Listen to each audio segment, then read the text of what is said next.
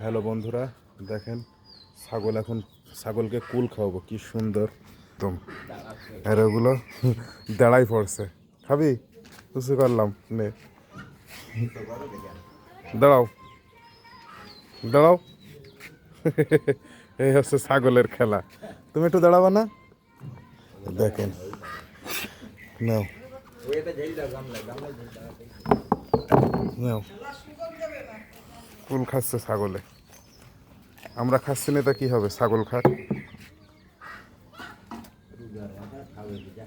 হ্যাঁ, সেই মজাকের কুল খাচ্ছে ওরা। একদিক থেকে কুল খায় আর একদিক থেকে আটি বেরোয় যায়। দেখেন, সেই স্বাদ।